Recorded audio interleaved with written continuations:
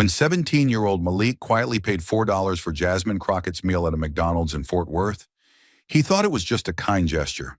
But minutes later, he was fired on the spot. No warning, no second chance.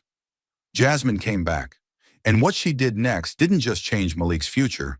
It sparked a wave of outrage that shook one of the most powerful companies in America. This is the real story of how a quiet moment of respect turned into a public fight for dignity. So what did Jasmine do, and why are people still talking about it today? Stay with us. This is a story worth every second of your time. The Fort Worth night clung to everything like wet cloth, thick, breathless, and cruel. Inside a faded McDonald's off the freeway, the air conditioning was losing its battle, and the fryers hissed like they were angry. 17-year-old Malik Davis moved behind the counter, sweat trickling down his temple, his back aching from 3 hours of nonstop standing. His sneakers, worn, cracking, squished with each step. He hadn't eaten since lunch, but that didn't matter. What mattered was surviving the shift, getting paid, and keeping quiet. Every smile he gave to customers felt forced, but he gave it anyway, because if he saved enough, just a few hundred more, he could finally register for that online coding course he'd bookmarked months ago. It was his secret, one he hadn't told his mom. Not yet, not until he knew it was real. Malik didn't have time to dream. Not really. His dad's accident 2 years ago had stolen that luxury. Since then, he'd become the man of the house, working nights, helping his little sister with homework, patching holes in a life that kept falling apart. Sometimes the injustice of it hit him like a wave. How hard he had to work just to stay still. School was slipping through his fingers. His legs ached daily, and yet he pushed forward. Because the world wasn't waiting, and Malik had already learned one truth. If you want out, no one opens the door. You kick it down yourself. Malik didn't believe in turning points. Not for kids like him. But that was before the SUV pulled up. Before everything he thought he knew about staying invisible shattered. Then she stepped out. Alone. No security detail. No staff. Just a woman in a sky blue Oxford shirt, dark jeans, and plain white sneakers with dirt still on the soles. Her hair pulled back, not a curl out of place. No makeup, no microphone. She didn't walk like someone looking for attention. Jasmine Crockett, the same voice he'd heard echoing through his grandmother's TV, cutting through nonsense like a blade. Firecracker in a blue suit, his grandma used to say with a grin. That woman doesn't blink when they try to silence her. And now she was here, in his McDonald's, under his flickering lights. For a second, Malik forgot the grease on his shirt, the ache in his legs, the weight of the rent due next week. All he could think was, what is she doing here? And more importantly, what the hell am I supposed to do now? He didn't move, didn't speak, just kept his eyes low and hands busy. Because attention had never been a gift in his life. It was a risk, one that poor kids like him couldn't afford to take. He could have stayed quiet. Should have, maybe. That's what you learn when you grow up like Malik did. Don't draw attention. Don't step out of line. Don't do anything that someone might twist into a problem. But watching Jasmine Crockett standing there in that worn-down lobby, ordering a McChicken and a sweet tea like she was just another tired soul in a city full of them, it did something to him. She wasn't asking for special treatment. She didn't carry herself like someone used to praise. She didn't scan the room for cameras or nod like a celebrity waiting to be noticed. She just stood there, calm and focused, like she knew who she was and didn't need anyone else to remind her. It hit Malik deep, in a place he usually kept locked tight. Maybe it was the way she spoke, soft, certain, like someone who'd been underestimated one too many times. Or maybe it was the way she didn't expect anything, didn't demand anything. That in itself felt rare. In a world where most powerful people walked into places like this expecting to be catered to, she stood in line like everybody else. That meant something. It meant everything. His hand moved without asking permission from his brain, into his apron pocket. The fabric was damp with sweat, and the bills were folded, creased, nearly torn at the edges. 4 ones he'd been planning to use for the bus ride home later in the week. He stared at them for a second, thumb rubbing the corner of one like it might come apart. This wasn't a stunt. This wasn't about impressing anyone. Jasmine hadn't even looked at him. That made it harder, not easier, because this choice was his alone. He couldn't blame it on pressure or circumstance. It was just respect. Quiet, ordinary, invisible respect. The kind his grandma said the world didn't recognize anymore. He stepped forward, heart pounding hard enough to drown out the fryer behind him. He leaned into the cashier, speaking low so only she could hear. "I'll cover it," he said. "For her." The cashier paused, eyes darting to the government badge on the plate outside, then back at Malik like she was waiting for him to smile and say he was joking. But he didn't. He just pushed the money forward. Creased, sweat-warmed, and real. It clung slightly to his glove. Every dollar in that stack had a purpose. And in that moment, so did he. Malik held his breath without even realizing it, eyes locked on the crumpled bills now resting on the counter. His fingers twitched at his side, still slightly sticky from wiping down tables all evening. He didn't move, didn't blink, didn't breathe. Time felt like it had frozen right there between the soda machine and the buzz of the fryers.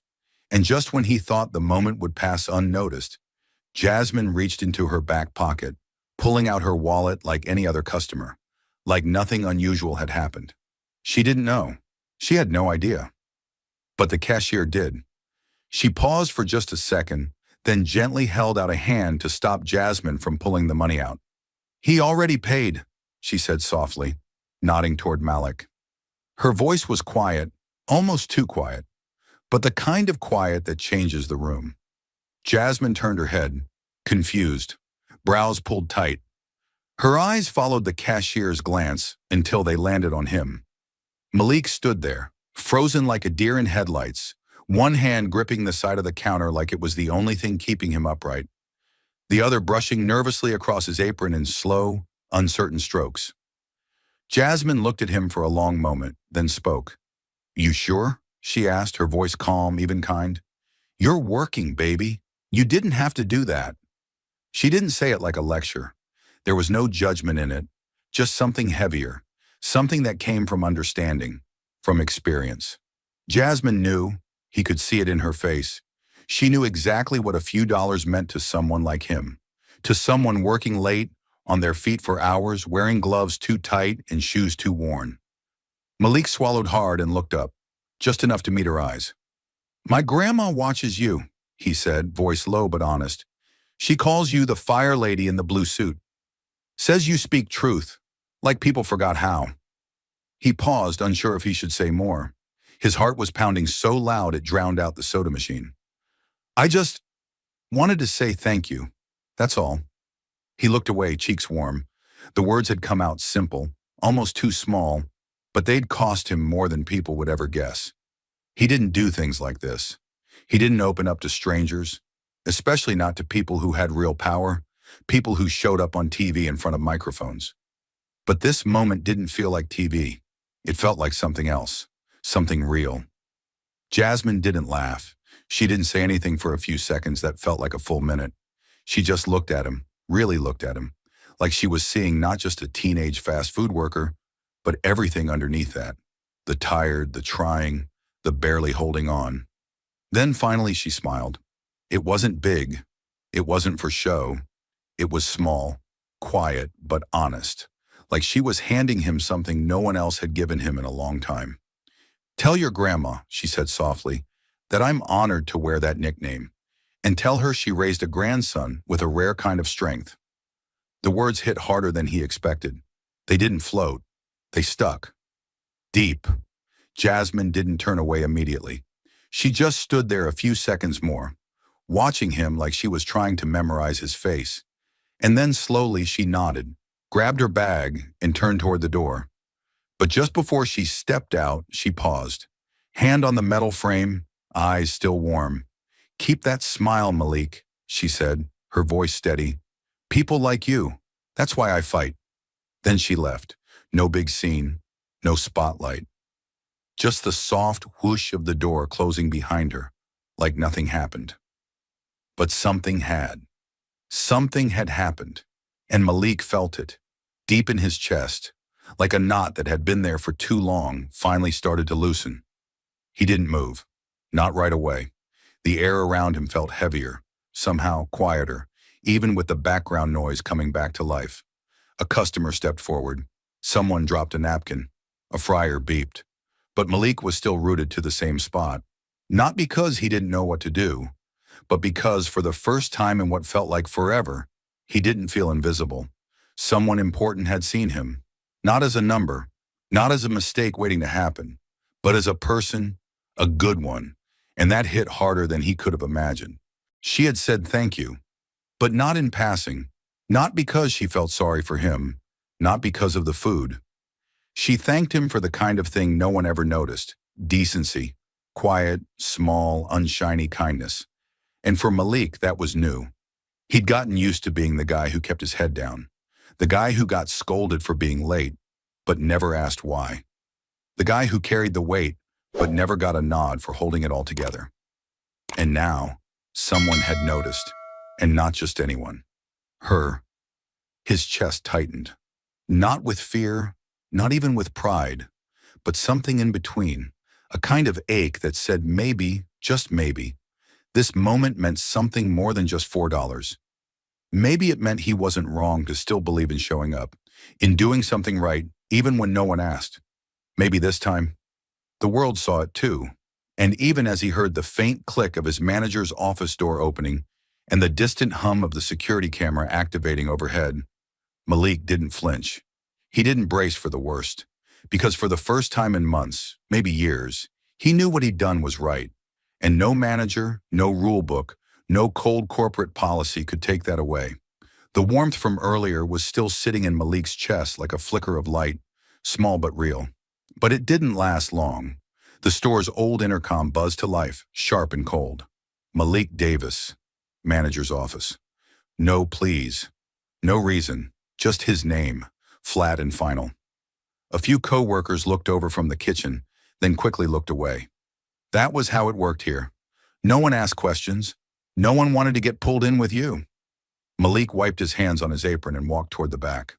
The hallway was narrow, with stained tiles and walls that smelled like bleach and old grease.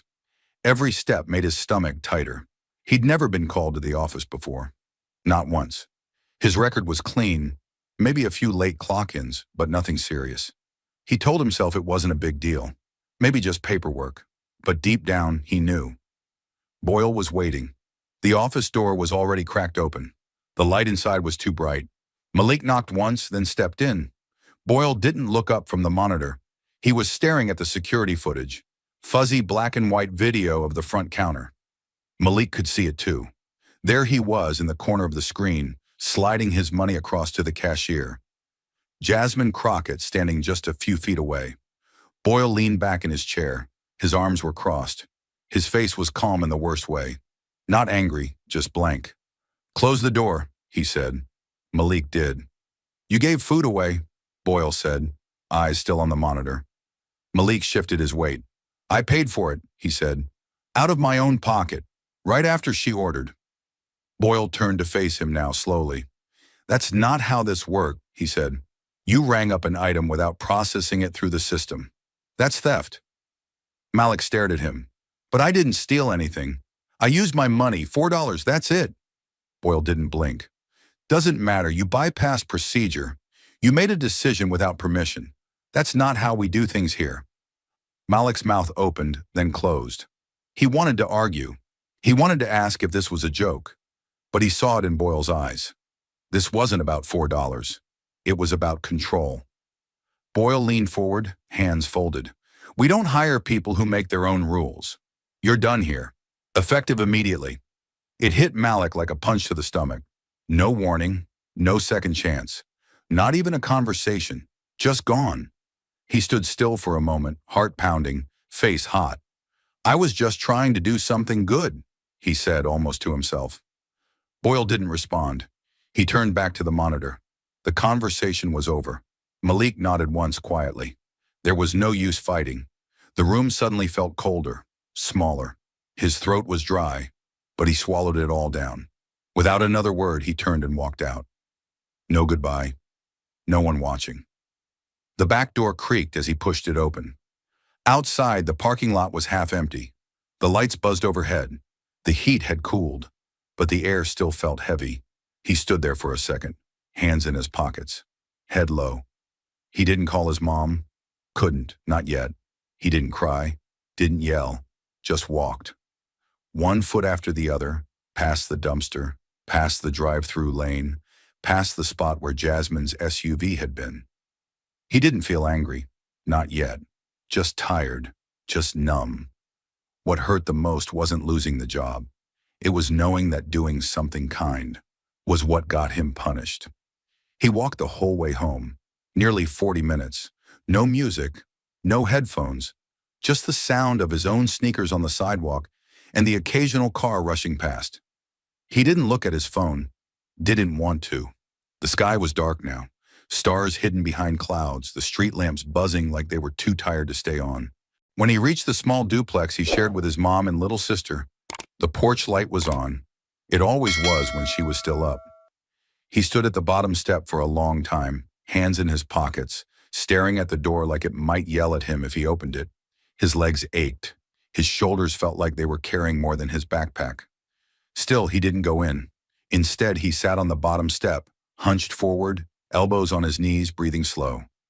From inside, he could hear the soft hum of the TV, some old drama his mom always watched at night while folding laundry. That sound usually made him feel safe, but tonight it just made the silence in his chest feel louder. He pulled out his phone, stared at the blank screen, then put it back without unlocking it. He could have walked in and told her everything, but he didn't, because what was he supposed to say? I got fired for doing something kind? I lost my job because I cared too much? It didn't make sense, not even to him, and he couldn't handle the look on her face. Not disappointment, but the tiredness. The kind of tired that came from having to figure things out. Again.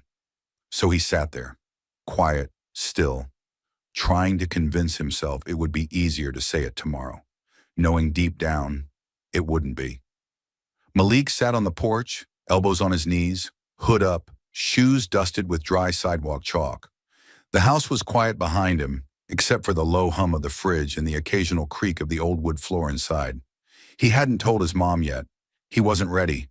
He was still trying to convince himself it would make sense by morning, that he wouldn't feel so gutted when the sun came up. But while Malik was sitting in silence, something else was already moving. Something he couldn't see, couldn't hear. Something that started far away, on a cracked iPhone screen held by a woman he hadn't even noticed. Not a manager, not a coworker, just a woman, a stranger. Sitting alone in a McDonald's booth with a toddler eating ketchup packets and a phone running low on battery. She had seen the moment, had watched it happen from a distance. The boy at the counter, the famous congresswoman, the quick flash of gratitude exchanged like currency no one else could measure. She didn't mean to take a photo. She wasn't thinking about virality or headlines. She just wanted to remember something good, something that felt rare. So she took the picture, blurry, off-center, Malik's face in half shadow, hands outstretched as he slid a sweet tea across the counter with a kind of quiet pride. Jasmine Crockett turning just as he pulled back, not even realizing what he'd done. One of those photos you don't understand until later, the kind that's more about feeling than framing. The woman went home, put her kid to bed, microwaved dinner, scrolled through her camera roll, stopped on the photo. Something about it made her pause. Then she wrote in plain, simple text, "This young man paid for Congresswoman Jasmine Crockett's meal out of his own pocket. Just heard he was fired for it." Unbelievable. She added a hashtag without much thought. Fired for kindness. And she posted it. That was it. Nothing fancy. No filter. No emoji.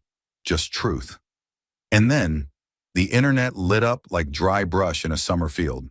It started slow, like most things do. A few retweets, some what replies. People from Dallas and Fort Worth started asking questions. Which store? Is this real? Who is this kid? Then it spread, fast, faster than anyone expected, faster than Malik could have imagined. Within 1 hour, it hit 10,000 shares, then 50,000, then over 100,000 before sunrise. By lunchtime the next day, it had crossed 600,000 shares. But it wasn't just numbers, it was people. Real people. Sharing their own stories. Teachers who'd been reprimanded for giving lunch to hungry students. Nurses written up for sitting with dying patients too long. Fast food workers who'd been docked for offering free water to the homeless. Cashiers who got fired for rounding down a price so someone could afford diapers. It wasn't just about Malik anymore. It was about everyone who had been told, follow the rules even when they break people.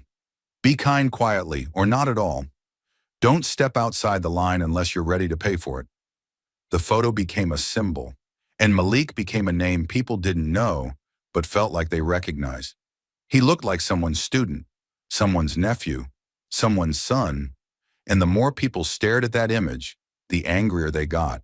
While Malik stayed quiet, the world didn't, and neither did the one person whose voice could shake the silence, Jasmine Crockett. The alert came through her phone while she was reviewing committee briefs. A staffer leaned in, eyes wide, voice low.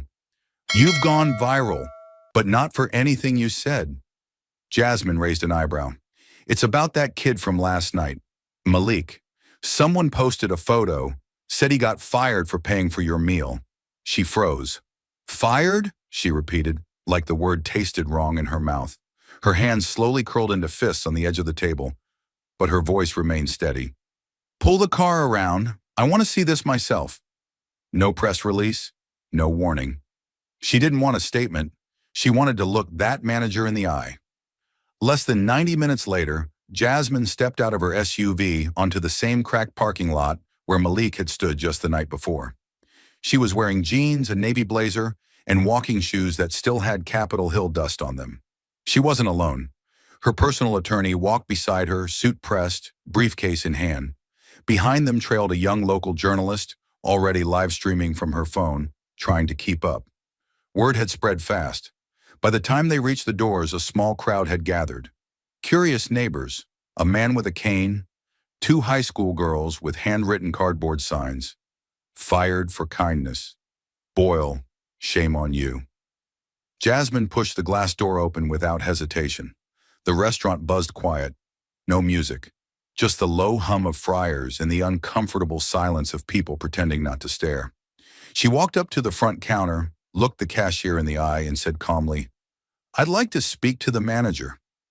Now. The girl blinked, swallowed, and disappeared into the back without a word. Jasmine waited. 1 minute, 2.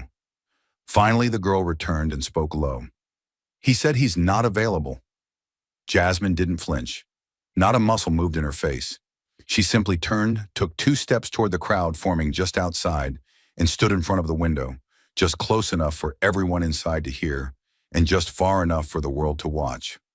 She didn't have a microphone. She didn't need one. Her voice, measured, grounded, unmistakably clear, carried without effort. Last night, a young man showed me kindness. He paid for a $4 meal that I didn't ask him to cover. He did it out of respect, out of gratitude, and maybe because he just wanted to do something right in a world that doesn't always give you the chance. She paused, letting that settle. This morning, I found out he was fired for it. Not reprimanded, not warned, fired for kindness. There was a rustle in the crowd. Phones raised higher. People stopped chewing. Let me be very clear. When a company decides that procedure is more important than people, when a worker can lose their job for showing basic human decency, that's not policy. That's cowardice. That's a betrayal of dignity wrapped in corporate language. Her voice didn't waver, but something behind it trembled. Righteous anger held just below the surface. We teach our kids to hold the door for others, to offer their seat, to say please and thank you. So why is it when a boy does exactly that, the only reward he gets is a pink slip and a locked office door? People around her murmured. A few clapped softly. One woman near the front wiped her cheek with a napkin. Jasmine kept going. To whoever made this decision, I didn't ask for free food. I didn't ask for special treatment. What I am asking for now is accountability. What does it cost to show mercy? What does it cost to honor kindness instead of punishing it? A long pause. And then the line that would echo across timelines, cable news, and front pages by evening. When kindness gets punished, that's not policy. That's the system calling dignity a mistake. A hush, then a wave of applause. It wasn't wild or chaotic. It was deliberate, pulsing, like every person clapping had lived this moment in some other way, some other place. Jasmine took a breath, stepped back, and didn't look at the cameras. She looked at the glass door behind her, the one Boyle was hiding behind. Then she said, almost to herself, "You don't get to fire silence into a good kid's chest and walk away like it doesn't echo." She turned and walked back to the car. And inside the restaurant, nobody said a word. The knock came just as Malik was tying the second lace on his only pair of decent shoes. His mom looked up from the kitchen table, startled. "You expecting someone?" she asked. Malik shook his head, grabbing the manila envelope full of printed resumes he was about to walk 3 miles to hand out. He paused at the door, half expecting it to be a neighbor, or worse, someone from the store. It wasn't. Jasmine Crockett stood there. No cameras, no crowd, no security. Just her, wearing a gray hoodie, black jeans, and a crossbody bag slung like she didn't care how important people were supposed to dress. Malik froze, one hand still on the doorknob. His mother stepped beside him, her mouth parting slowly in disbelief. Jasmine didn't speak right away. She just looked at him, and this time there was no counter between them. No uniform, no transaction. Just a young man still trying to hold his head up, and a woman who'd already seen more of his soul than most people ever bothered to. "Can we sit for a minute?" Jasmine asked gently. Malik opened the screen door, stepping aside like muscle memory had taken over. His mom, still stunned, gestured toward the small couch. "Of course. I'll make coffee." Jasmine shook her head. "Please don't go to any trouble. I just came to speak to your son." His mother didn't argue. She just nodded, stepped back, and lingered in the kitchen doorway like she didn't quite trust this moment to be real. Malik sat on the edge of the couch, resumes still clutched in his hand.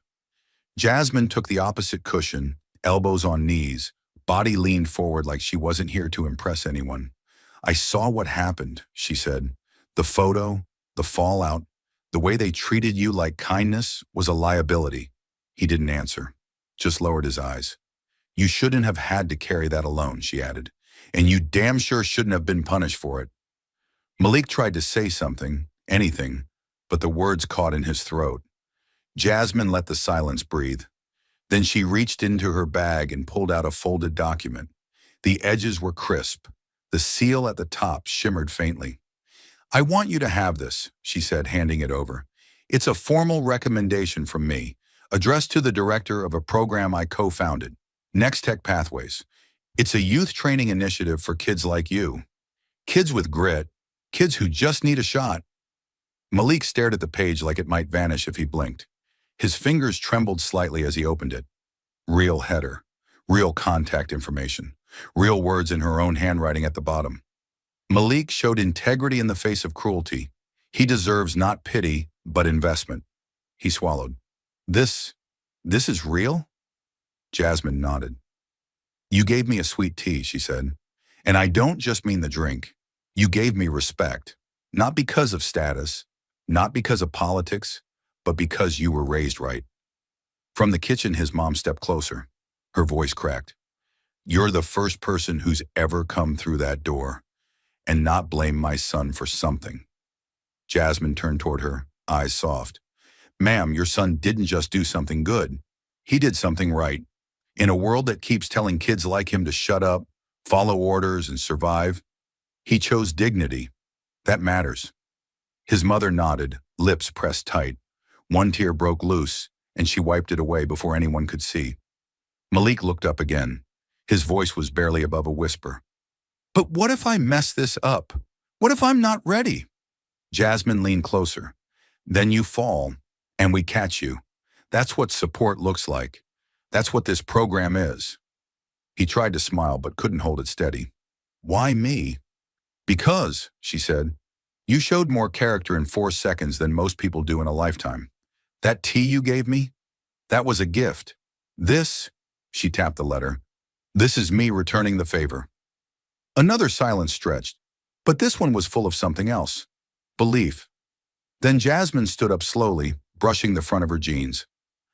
I'll let you get back to what you were doing, but if you decide to take that letter in, there's a spot waiting for you. It's yours. He stood too. Straighter now. She took one step toward the door, then stopped. Keep your kindness, Malik, she said, turning slightly. You don't owe the world bitterness just because it gave you hardship.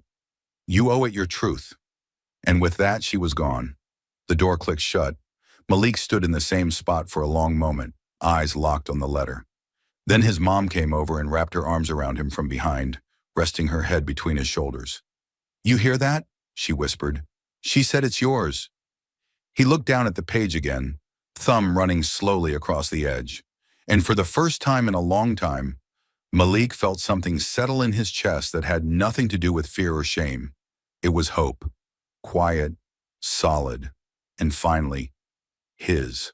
For the first time, Malik felt like his life was turning a page. But some pages don't stay turned. They get ripped right back by hands that never wanted you to rise. The center smelled like fresh paint and warm printer ink. There were no uniforms, no buzzers, no one-timing bathroom breaks. Just long tables, donated laptops, and instructors who called you by your name and didn't flinch when you made mistakes. Malik sat near the back, headphones on, learning the basics of Excel with his fingers stiff from years of sweeping floors instead of typing. He wasn't fast, but he was steady, focused, determined. In the second week, he created his first resume. It was short. Half of it was McDonald's. The other half was what Miss Latrice, the job coach, called character traits employers care about but never list. Like patience, like consistency, like working on your feet for 9 hours and still smiling at customers. Put that down, she told him. You earned it. By the third week, he was assigned a mock interview. He wore the same button-up Jasmine's team had given him. Sleeves still a little too long, but this time he stood straighter. He rehearsed greetings, learned to answer, "Where do you see yourself in 5 years?" without freezing. And one afternoon, the center director, Mr. Griggs, pulled him aside. You've got an interview, he said, smiling. Real one. Not a test. Company called Nexora. Mid-sized tech firm. They just signed a partnership with us. Malik blinked. Me? You, Griggs said. They're looking for entry-level support roles. Data entry, scheduling, help desk stuff. You've got a head for this. Malik tried not to smile too wide. Tried not to hope too hard. But the idea of working somewhere with air conditioning, somewhere with a break room instead of a mop sink, it lit something in his chest.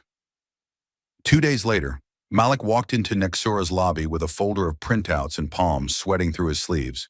The building was modern, glass panels, LED signage, a receptionist who smiled too perfectly. He gave his name, was asked to wait. He did.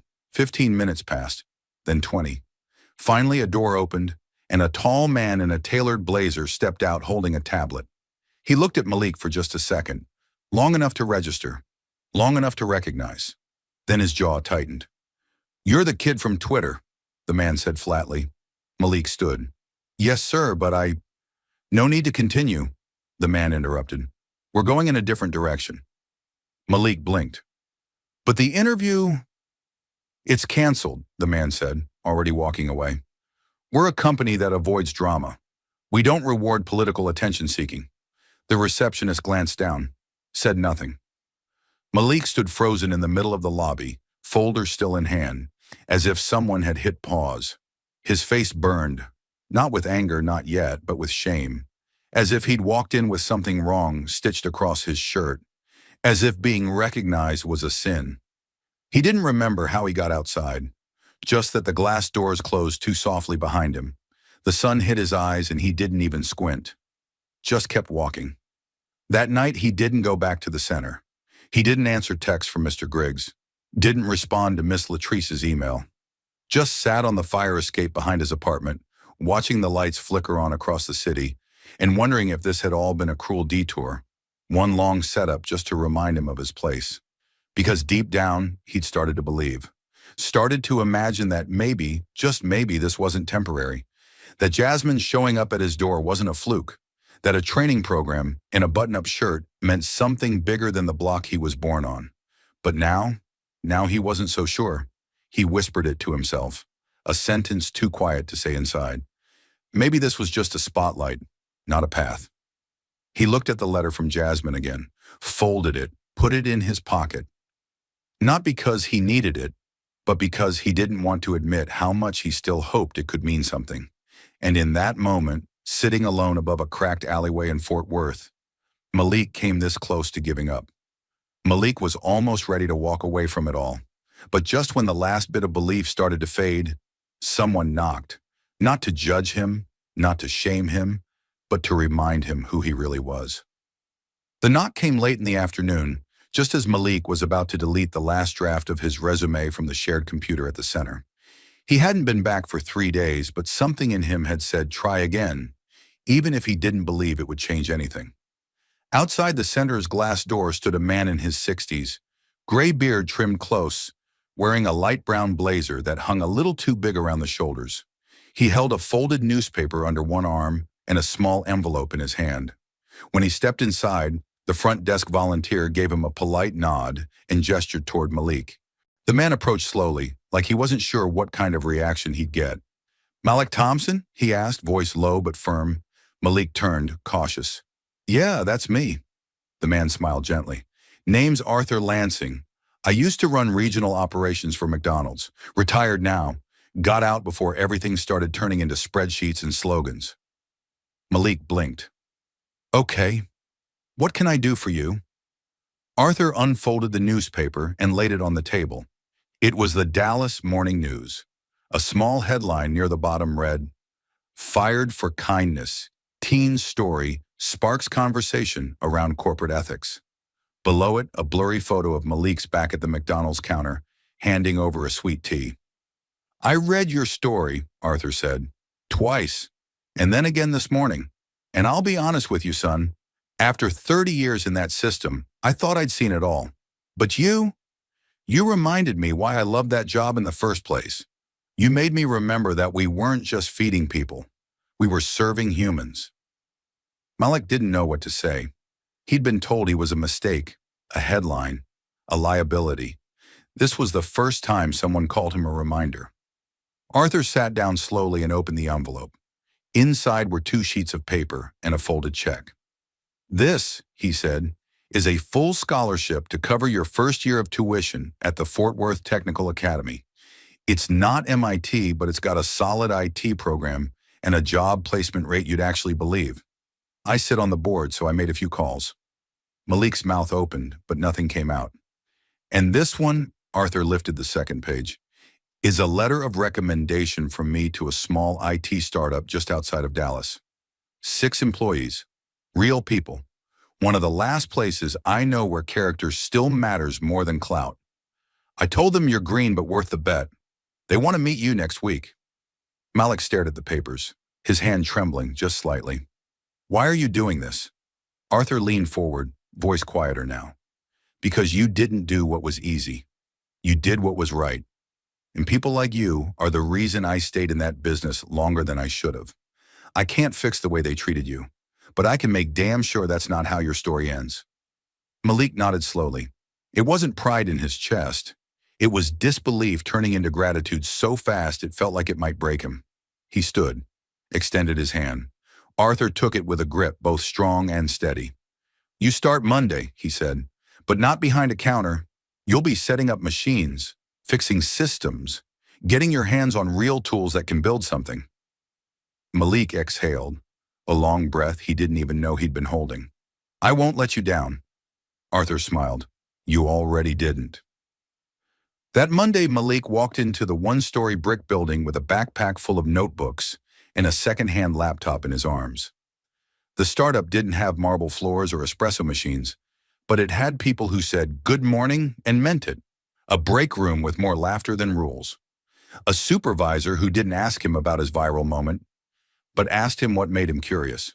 His first task wasn't dramatic. He reinstalled drivers on a slow office computer. But when the screen finally stopped glitching and the system rebooted clean, Malik smiled to himself. It wasn't a tray of fries. It wasn't a register beep. It was something that worked, because he made it work. For the first time in his life, Malik wasn't just getting by. He was building forward. While Malik was just beginning to find his footing in a world that finally saw him, the system that had tried to erase him was being dragged into the light, one headline, one speech, and one quiet young man at a time. The official McDonald's statement came out on a Thursday morning, a single paragraph in size 12 Arial font, buried at the bottom of their press page. We are aware of the recent viral incident involving a former employee in Texas and are currently reviewing our internal training and disciplinary procedures. No apology, no name, no ownership, just corporate fog, cold, vague, and calculated. But by that evening, the silence was shattered, because Jasmine Crockett stepped up to the mic in the chamber of the Texas state capitol, surrounded by state lawmakers and cameras that had only recently started paying attention. She didn't raise her voice. She didn't point fingers. But her words cut cleaner than any headline ever could. When a system punishes kindness, she said, looking straight ahead, it is no longer a system worth preserving. You could hear the silence press against the walls. You could feel the tension snap. This was not a failure of one store. This was a reflection of what we have allowed. Policies that protect brands over people, appearances over humanity. She closed the folder in her hands. No cue cards, no spin. I'm not here to cancel a company. I'm here to challenge a culture. By Friday afternoon, something remarkable had happened. 32 McDonald's franchise locations across Texas issued independent public pledges. Each one promised to reevaluate their internal conduct policies. Some even committed to hiring local youth advocates to serve on advisory boards. It wasn't a revolution, but it was movement, and it had a name: people over policy. Malik didn't hear about it right away. He was too busy learning how to replace RAM sticks and debug driver loops at his new job. But when Mr. Talbot at the tech center forwarded him the article, he just stared at it. He hadn't asked for any of this. Not the story, not the stage. But the ripples kept coming. That same week, a nonprofit youth summit sent him an invite, Empower South 2025, a gathering of students, activists, and community leaders across Texas. They wanted him to share his story, not to perform, just to speak. At first he said no, but Jasmine called. You don't have to give a speech, she told him. You just have to be real. That's what moved people in the first place. Not your resume, not the photo. You. And so he said yes. The event hall was massive. Rows of folding chairs stretched across a floor that echoed every footstep. Lights buzzed overhead. On stage, a single mic stood under a pale blue spotlight, and behind it, 2 words in bold: dignity matters. Malik sat backstage, fidgeting with the sleeves of a lone button-up, now ironed, now fitting better than the first time.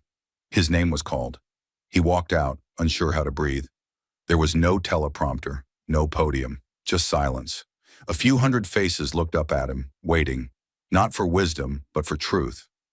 Malik cleared his throat. The mic squeaked slightly. I don't have a degree, he said. I'm not great at public speaking. I've never been on a stage before this year. A pause, no one moved. He took a breath, slower this time. But I know what it feels like to come home and see your mom cry behind a closed door. I know what it feels like to keep working when your shoes have holes. And I know what it feels like to do one small kind thing and lose your job for it. He looked down, then up again. I didn't do it to go viral. I didn't even know anyone saw it. Another beat. I just didn't want to see my mom cry again. That's all. The room went still. The kind of stillness that doesn't demand applause, but earns it. And then it came. Soft at first, then steady, then loud. Jasmine watched from the front row, hands clasped, eyes glassy. Not because of Malik's words, but because of his why. Because even now, in front of cameras and lights and well-meaning strangers, he hadn't made it about politics or revenge or platforms. He had made it about dignity, about love, about doing the right thing when no one's watching. Backstage afterward, reporters asked him if he was angry, if he wanted compensation, if he planned to sue. He just shook his head. I got something better, he said quietly. And then he left. Walked past the sound crew, past the city council reps in suits, past the organizers asking if they could tag him online. He stepped outside into the open air, and for the first time, he didn't feel small in the face of all that noise. He felt clear, because this time, the light wasn't blinding. It was just his. Malik didn't want applause. He didn't chase headlines. What he wanted, what he built, was something far more powerful, a life that spoke for itself. And that's exactly when Jasmine walked back in. It had been 28 months since the first photo. No one remembered what day of the week it was anymore. Just that it had been hot. Just that a boy in a fast food uniform had paid for a congresswoman's tea and got fired. Just that somehow, from that moment, something shifted. Quietly, permanently. Now Malik wasn't a headline. He was a rhythm. He clocked in at 8 a.m., sharp to a small but growing startup that actually said thank you when he stayed late. He repaired networks and installed software, managed chaos like a pro. His name tag no longer hung from a polyester apron. It sat on an office door. Malik Thompson, tech coordinator. Once a month he took off early, not for himself, but to give back. The center on Jefferson Street had an after-school tech lab run by volunteers. Malik wasn't flashy with it. He just showed up, fixed broken machines, taught kids how to build code that didn't crash. And every once in a while, a parent would thank him. Not because he saved their kid, but because he saw them, because he remembered what it felt like to be invisible. At the annual Youth Innovation Expo in Fort Worth, Malik had no plans to speak. He was just there to support 3 high schoolers from the center who were presenting a phone app that tracked Wi-Fi hotspots for students without internet at home. He wore a hoodie with the startup's logo, carried a backpack with spare chargers and duct tape, and kept a granola bar in his pocket, just in case. But then the organizers spotted him, asked for a photo, a short quote, a few words on what had changed. Malik obliged, but only with one condition. Make it about the kids, not me.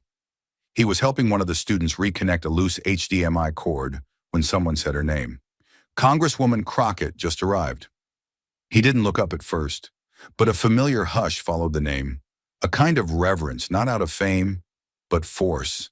The room shifted in temperature. People stood a little taller, moved a little faster.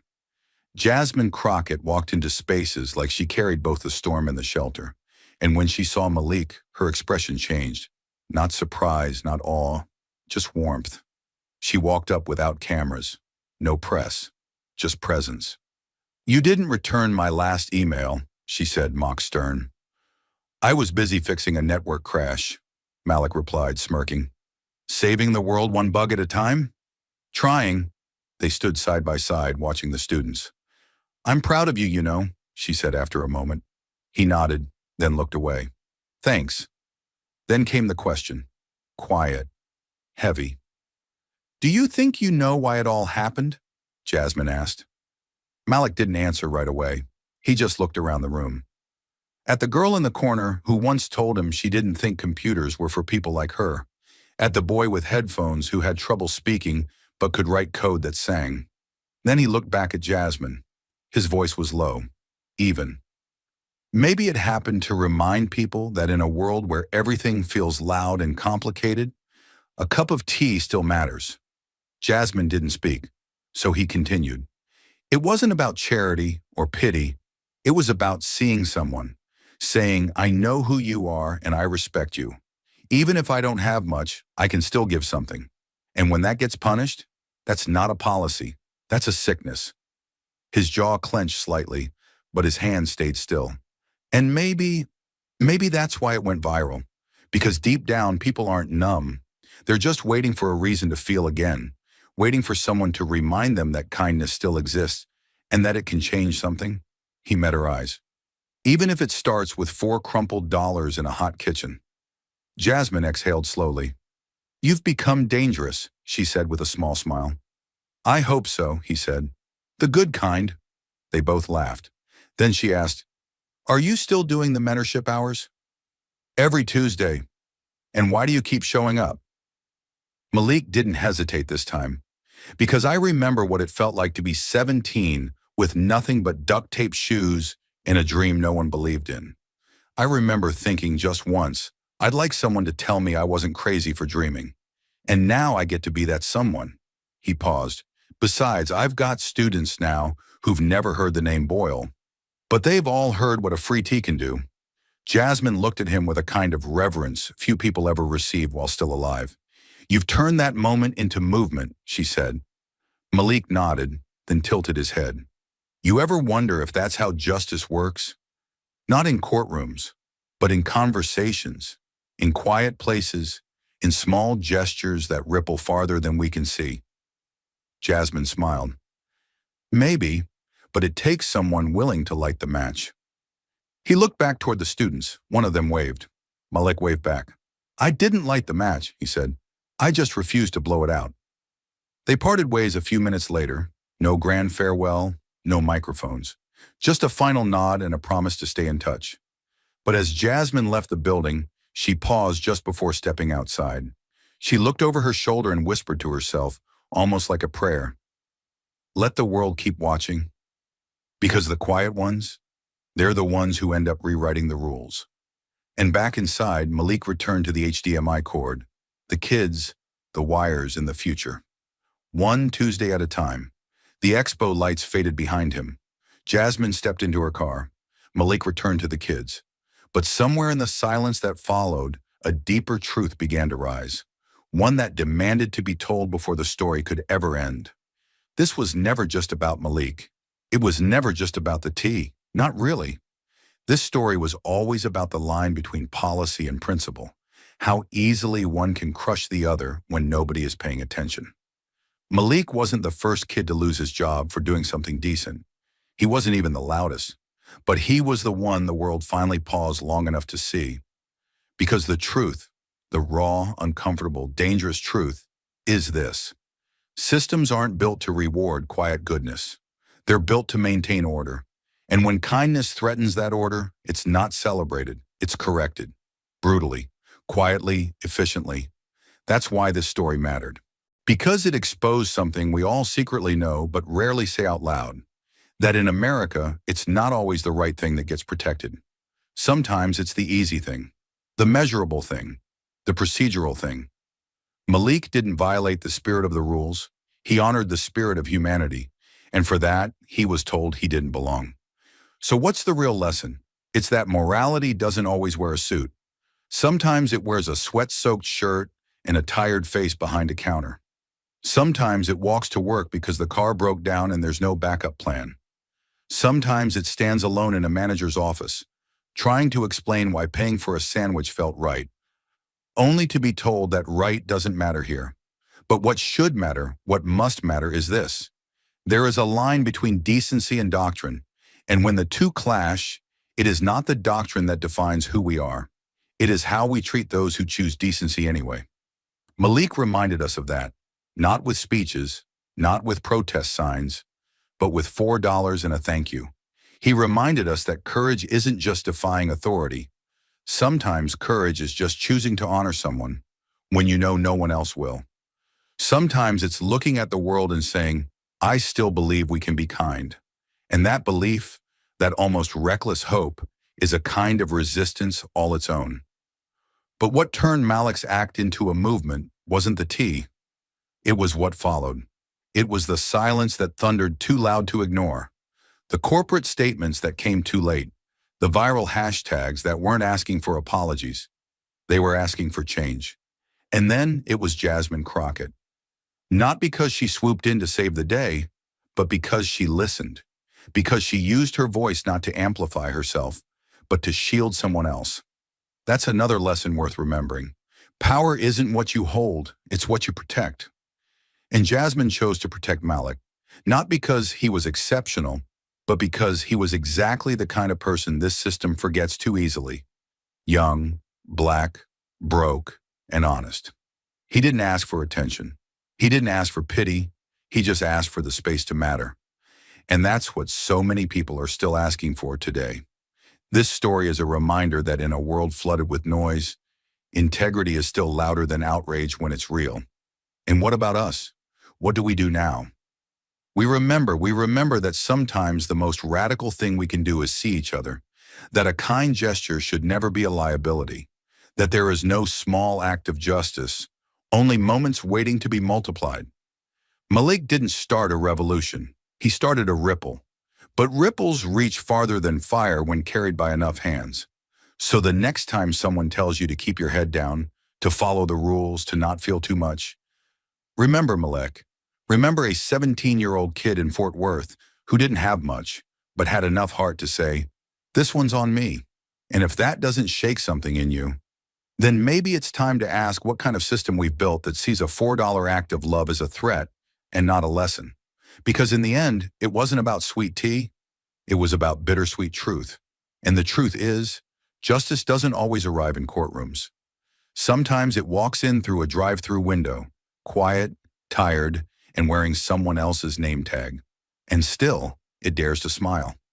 Malik's story didn't end in a courtroom or on a news ticker. It lived on, in break rooms, classrooms, and kitchen tables, passed quietly from person to person, like a reminder too sacred to forget. And now it's on you. So ask yourself, what would you have done in Malik's place? Would you have paid for the tea and risked your job? Would you have stayed silent after being fired? Or spoken up, knowing it might make you a target? Would you have believed that a $4 act of kindness could change the entire direction of your life? Because that's the point. This story isn't just Malik's, it's ours. It belongs to every person who's ever followed the rules and still been punished. Every teen who's done the right thing and been told it wasn't enough. Every worker who chose kindness and got written up instead of thanked. This system was built to reward compliance, not courage, and that has to change. We live in a time where algorithms decide what stories matter, where silence is safe and speaking out is expensive. But Malik didn't have a platform. He didn't have a camera. He had a moment, and he used it. Not for himself, but for someone else. That's real courage. And it's time we build a world that honors it. So here's what you can do, right now. If you've ever worked a job for 5 brutal hours inside Capitol Room 2141, Jim Jordan tried everything to break Jasmine Crockett, cut off questions, edited footage, and relentless claims that she was defending a DOJ corrupted by political bias. But Jasmine didn't flinch. Instead, she flipped the script with one leaked document and a single sentence that turned the room upside down. This wasn't just a political clash. It was a battle over justice, racial bias, and the weaponization of law. So what exactly did Jasmine reveal that silenced the attacks and exposed the game? Stay with us. This is a story worth every second of your time. The summons came not with courtesy, but command. A single line, unsigned at the bottom, burned across Jasmine Crockett's inbox like a silent alarm. You are hereby required to appear before the House Judiciary Committee at 9 a.m., room 2141, Rayburn House Office Building. No explanation, no briefing, no formal courtesy extended across the aisle. Just a name at the top of the agenda, Chairman Jim Jordan, and a title that screamed vendetta cloaked in duty. Oversight hearing on the weaponization of the Department of Justice. To Jasmine, a former civil rights attorney who'd stared down racist prosecutors and walked through courtrooms thick with contempt, the signal was clear. This wasn't about oversight. This was about erasure of her party, of her president, of the very ground she stood on. By 8:15 a.m., room 2141 was already alive with murmurs. Aides shuffling papers, reporters checking battery packs, lobbyists pretending not to eavesdrop, and in the center, under the seal of the U.S. House of Representatives, sat Jim Jordan, sleeves rolled up, jaw tight, eyes cold. He wasn't just hosting a hearing, he was setting a trap. One by one, Republican members filed in behind him, like hawks perching above a battlefield. Some smirked. One even whispered, "Let's see if she folds today." Jasmine Crockett walked in without a word, blazer sharp, braids pinned. The silence that followed her was electric. She didn't need to announce her presence. She was the threat they feared. What made it worse, what boiled her blood beneath the calm surface, was that this entire circus wasn't about justice. It was about revenge. Jordan was furious that multiple Trump allies were now under investigation. Furious that facts had outpaced party loyalty. And so he twisted the gavel of his committee into a political weapon and pointed it straight at Jasmine Crockett. Why? Because she was black, because she was loud, because she knew the Constitution better than most of them combined, because she was never supposed to be in that room holding power. And then, just as the silence had settled over room 2141 like a heavy fog, Jim Jordan made his move. He gave a small, practiced nod to his aide. Instantly, the lights in the room dimmed slightly, and a large screen on the back wall came to life, glowing bright and ominous. The atmosphere shifted. What had started as a government hearing now felt more like a carefully staged television show. The screen flickered and a video began to play. But this wasn't raw, unedited evidence. This wasn't a simple presentation of facts. It was a highly edited, one-sided narrative, designed to push a single message. The video showed blurry surveillance clips of Hunter Biden, walking into office buildings, sitting at conference tables, speaking with unnamed people. It cut to DOJ officials speaking at press conferences, but their quotes were chopped mid-sentence, stripped of full meaning. Headlines splashed across the screen in big red letters. DOJ silent on Biden's dealings. Questions mount over Hunter's legal shield. The clips came fast, each one more dramatic than the last, and over it all, a deep, intense voice spoke like a movie trailer. Secret meetings, politically motivated immunity, selective justice. It sounded official, but it was clearly meant to create doubt, fear, and outrage. As the final clip disappeared, the screen went black, but one line remained glowing in white letters: DOJ shields president's son from consequences. Jordan didn't pause. He stood up like a man stepping onto a battlefield. His tone was sharp, his voice loud and cutting, meant to grab headlines as much as attention. He stared straight at Jasmine Crockett and delivered his line with practiced precision.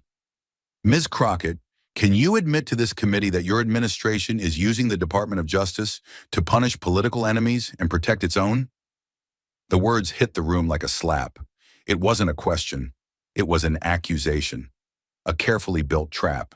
Across the back of the room, conservative reporters and media aides leaned forward, gripping their phones, live streaming the moment in real time.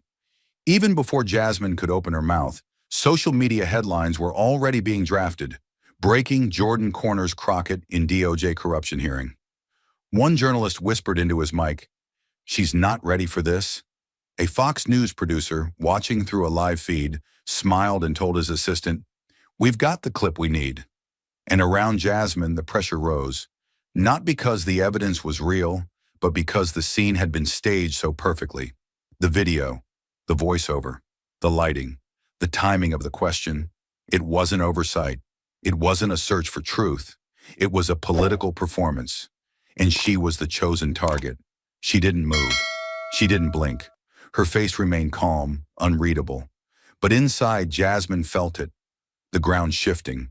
Not from facts, not from law, but from perception, from performance, from power playing dress up as justice.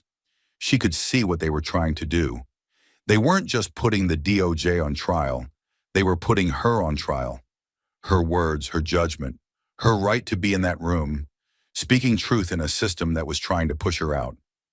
Seated in the eye of a political storm, with every camera locked on her and every conservative waiting for her to stumble, Jasmine Crockett didn't blink. She didn't rush to defend the Biden administration. She didn't take the bait. Instead, she leaned in slightly, not with fear, but with clarity, and did something no one in that room was prepared for. She changed the direction of the conversation completely. Her voice was low but sharp, each word landing like a pin drop in a room full of lit matches. "Chairman Jordan," she began, her gaze fixed on him, calm but unshakable. "Where exactly were you when the son-in-law of a sitting Supreme Court justice accepted funding from Trump-aligned PACs?" She didn't raise her voice. She didn't need to. Her tone carried the weight of something far more powerful than volume. Truth backed by intent. The effect was immediate. The room, buzzing just seconds before with smug energy and partisan confidence, went dead silent. Not the silence of boredom, but the silence of fear. It was the kind of silence that happens when someone says the thing everyone else was too afraid to say. Jasmine had just named the unnameable. She didn't deflect. She exposed. And in that single moment, she reminded the room, in the country watching, that corruption wasn't exclusive to one party. Jordan didn't respond right away. He stared back at her, jaw clenched, caught off guard. He hadn't prepared for a counterattack, especially not one that hit at the heart of the very system he was pretending to protect. His papers lay still in front of him, but he wasn't reading anymore. He was calculating, and that, more than anything, told the truth. Jasmine's question had landed. Across the aisle, a few Democratic members shifted in their seats. One gave a knowing glance, like someone watching a chess game turn in a single move. Another offered a slow, almost imperceptible nod of respect. A quiet clap echoed from the far left corner. Not loud enough to get gavelled, but clear enough for the cameras to catch. It wasn't applause for drama. It was for precision. Jasmine hadn't just responded. She had reclaimed the hearing, moment by moment, word by word. And what made it so devastating, so honest, was that Jasmine wasn't asking a trick question. She was asking a real one, the kind that demanded real answers from people who were far too comfortable asking others to explain themselves while never doing the same. Her question pulled back the curtain. It said, if we're going to talk about weaponized justice, then let's talk about all of it, not just the parts that make you feel powerful. She hadn't changed the subject. She had revealed the double standard buried inside the subject. And that's why the silence stayed. Because in that instant, everyone knew. Jasmine Crockett wasn't just defending herself. She was putting the system on trial. But the silence that followed Jasmine's question didn't just hang. It choked. It wrapped itself around the room like smoke, thick and undeniable. And for the first time in the hearing, Jim Jordan looked unsure. His brow furrowed, lips tightening as if fighting to keep his control from slipping further. He shifted in his chair, reached for his stack of papers, and began flipping through them. Too fast, too loud. It was the nervous shuffle of a man trying to reset a performance that had already gone off script. His eyes flicked briefly to the screen behind him, now blank, as if hoping the video would somehow reappear and reassert his dominance. But it wouldn't. The power had shifted. The illusion had cracked. And Jasmine's question, so precise, so unflinching, had done what hours of partisan speeches could not. It threw him off balance. Jordan cleared his throat and forced out a new line of questioning, this time clumsier, reaching for unrelated topics. Whistleblower credibility, old news clips, bureaucratic timelines. Anything to drag attention away from the Supreme Court's ethical shadow she had just illuminated. But his words stumbled. His voice, once booming and confident, now rang a little too high, a little too rushed. And Jasmine? She didn't even interrupt. She didn't need to. Her silence was louder than anything he could say. She sat poised, her hands still, her expression calm but cutting, the embodiment of composure. Because she knew what he knew and what the cameras had already caught. He had lost the room. Not because he didn't speak loudly enough, but because she had spoken with truth. But Jordan's words were already collapsing under their own weight, and Jasmine could feel it. The shift in the room, the rising discomfort behind his rehearsed tone, the restless eyes of committee members who knew when something had just gone off script. She didn't need to shout. She didn't even need to look angry. What she needed, and what she had prepared, was the truth. Not the kind you argue about on cable news. The kind you print on paper, underline, and enter into the record with your name on it. With calm, deliberate movement, Jasmine reached into the folder in front of her. Not rushed, not dramatic, just steady, like someone who had waited long enough for noise to finish so facts could finally speak. Her hand emerged holding a document, a government memo, plain but official, its top edge marked with red highlights and stamped with the words confidential, DOJ internal. She didn't wave it. She didn't slam it. She simply laid it on the desk in front of her microphone and looked toward the chairman's staff. Her voice was composed, almost quiet, but its clarity carried through the marble chamber. "Mr. Chairman," she said, "I request that this document be entered into the congressional record under full committee review." There was a pause, brief but real. A few members leaned forward, already curious. She continued, her voice steady, not accusatory, just painfully direct. This memo was provided to my office by an internal DOJ contact. It outlines a series of communications between senior Justice Department officials and several members of this very Congress. According to the memo, these communications were in reference to a specific request that a federal investigation into a private defense contractor be delayed indefinitely. The room began to shift again, not loudly, not outwardly, but the change was there.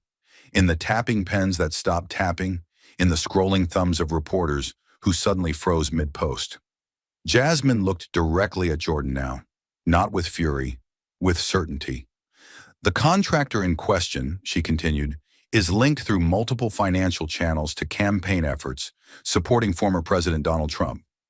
The DOJ was urged to reconsider the timing of the investigation due to, quote, political sensitivities during the midterm cycle. A soft gasp could be heard from the back, but Jasmine wasn't done. She turned the page once, gently, and looked down for just a second before raising her eyes back to the committee. She delivered the final line like a surgeon making the final incision. And within the attached list of congressional contacts tied to that delay request appears the name of Congressman Jim Jordan, listed as an unofficial legal sponsor to the case's hold. The words dropped like iron. No one spoke. No one even moved. Even the distant clack of reporters' keyboards had stopped. Jordan sat motionless, lips slightly parted, the color in his face retreating just enough to notice. He looked down, not at her, but at the memo now being passed from one staffer to the next, his own name printed in black ink on a page he had not prepared for. No lights, no video clips, no out-of-context headlines could rescue him from this. Because this wasn't an opinion, it wasn't performance, it was a receipt, a government memo, leaked or not, that tied him not to oversight, but to obstruction. And Jasmine hadn't raised her voice once. She hadn't insulted anyone. All she had done was let the truth take the microphone. And now the entire room, the committee, the press, the public, was staring not at her, but at him. But truth, when it arrives without warning and without permission, doesn't land gently. It hits like an earthquake. And in room 2141, the walls were already shaking. The second Jasmine finished reading, the room burst into motion. Staffers leaned over one another, eyes scanning the pages like they couldn't believe what they were holding. Reporters rose halfway out of their chairs, whispering into phones, fingers flying across screens, sending texts that would become headlines within minutes. Even members of Congress who had spent the last hour looking bored or smug were suddenly wide-eyed, flipping through the memo, rereading the name Jim Jordan printed on government stationery, tied not to oversight, but to a request to delay justice. And then came the sound no one was expecting. Jordan's voice cracking under the weight of panic. He shot forward in his chair, face turning red, hands gripping the edges of the desk like it was the only thing holding him up. "Mr. Chairman," he snapped, voice louder than necessary, trembling just beneath the surface. This document is unverified. It's unconfirmed. You can't enter that into the record. It's hearsay. It's political slander." His words tumbled out too quickly, one over the next, like someone trying to plug holes in a sinking ship. He looked not at Jasmine, but at the chairman, at the staffers, at anyone who might give him back the power he'd just lost. But no one moved. No one reached out to save him. His hands slammed against the desk, not with strength, but frustration. The sound echoed anyway, awkward and thin, like a gavel dropped by a man who no longer had the authority to use it. "Strike it! Strike it from the record!" he demanded again. But the words didn't stick. The memo had already been entered. The cameras had already caught it. The press had already published it. And Jasmine, she still hadn't said another word. She didn't need to. Jordan stood now, shoulders tense, pacing a half step behind his chair. And then came the outburst, the moment where pressure gave way to raw emotion. "You sit there acting like some truth-teller," he shouted across the chamber, his voice pushing the edge of fury. "But you're a fraud. You're not here for justice. You're part of the machine that covers everything up. You're what's wrong with this system." He pointed a trembling finger toward Jasmine's desk, like an accusation could replace actual evidence. "You come in here waving some fake memo and think you can put my name in it and call that justice?" His voice cracked again, and this time, the whole room heard it. But Jasmine didn't respond. She didn't defend. She didn't even flinch. She just sat, hands folded, gaze steady, letting the silence do what his shouting couldn't. Command respect. Because everyone watching understood what was happening. This wasn't the sound of a man defending the truth. This was the sound of a man realizing that he no longer controlled the story. And the injustice wasn't just in how he shouted, it was in what he assumed. That she didn't belong here.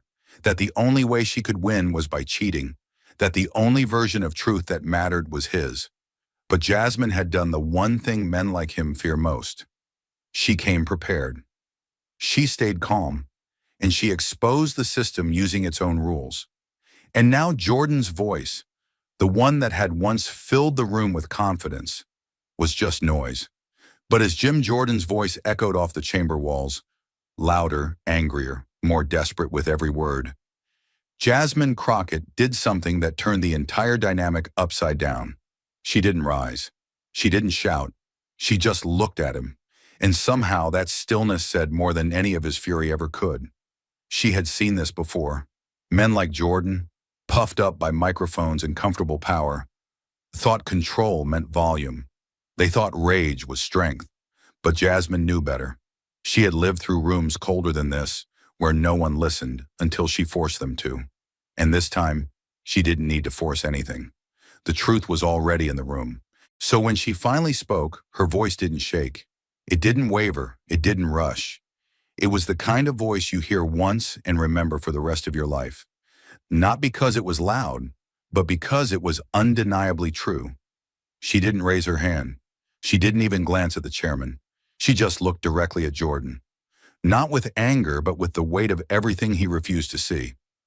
"I didn't create this system," she said slowly, the words landing with the clarity of a hammer striking stone. "I am the result of it, the product of what happens when a system keeps betraying people like me. Not once, not twice, but over and over again." The room didn't move. For a moment, no one even breathed. There was no shouting, no gavel, no objections. Just that sentence, suspended in the air like smoke after an explosion. It was the kind of moment that didn't need commentary. It just needed silence to let it sink in. Because Jasmine wasn't just responding to Jordan, she was responding to history. To every moment someone like her had been told to wait, to sit down, to lower her voice, to not take up space. And in that one line, she shattered all of it. 20 minutes later, the moment had left the room and taken over the world. On X, the quote was already trending. Some had clipped the video and slowed it down, overlaying piano chords beneath her voice. Others posted it without sound. Just the look in her eyes, that calm, razor-sharp stare, staring into a system that had tried to swallow her whole. It wasn't just a line. It was a revelation, a reckoning, a reminder that she wasn't asking for justice. She was justice. Sitting in a chair they never built for her, speaking with a voice they never wanted to hear, and saying what needed to be said when it mattered most. And yet, even after Jasmine's quiet takedown, even after the air had changed and the momentum shifted, Jim Jordan wasn't done. He adjusted his microphone, squared his shoulders, and returned to what he thought was solid ground. Procedure, structure, authority. If he couldn't win the fight through volume or narrative, he'd do it through the very Constitution itself. He began like a professor trying to take back control of a classroom, though his voice carried more frustration than clarity. "Let me be absolutely clear," he said, holding up a printed copy of Article 1 as if it were a shield. "Congress has the oversight responsibility to investigate the executive branch. We are not observers. We are a co-equal branch of government. When the Department of Justice shows signs of partisanship, of selective prosecution, we are not just allowed, we are obligated to step in." He paused, hoping for agreement. None came. He pressed on. "This is not interference. This is not obstruction. This is our constitutional duty. That's what our founders intended, and we'd be betraying their design if we turned a blind eye. To someone unfamiliar with the law, it might have sounded convincing, strong, even righteous. But Jasmine Crockett wasn't unfamiliar.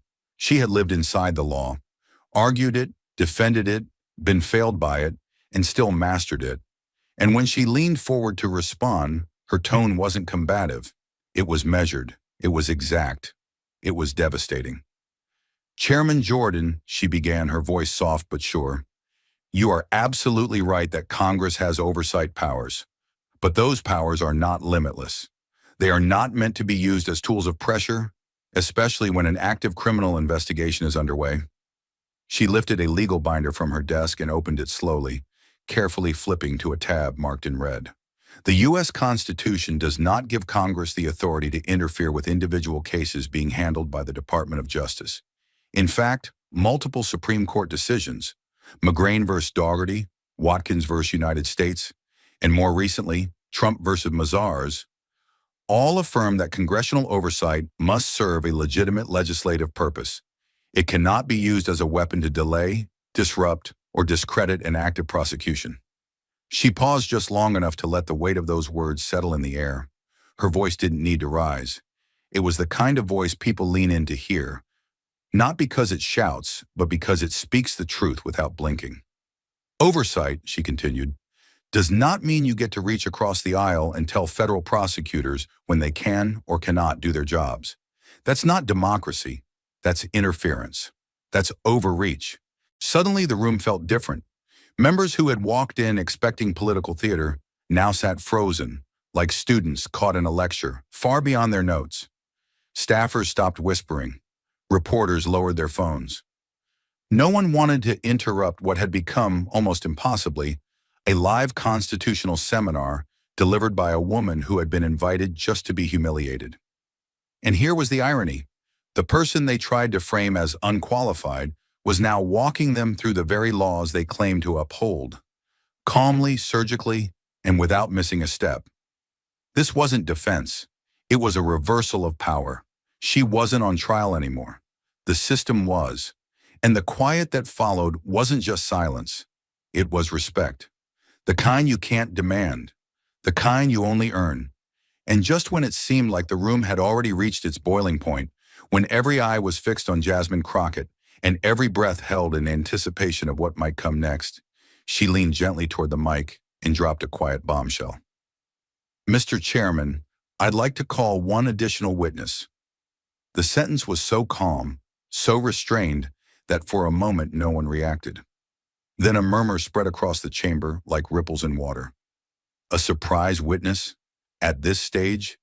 Even the press, seasoned, skeptical, and half expecting a stunt, suddenly perked up.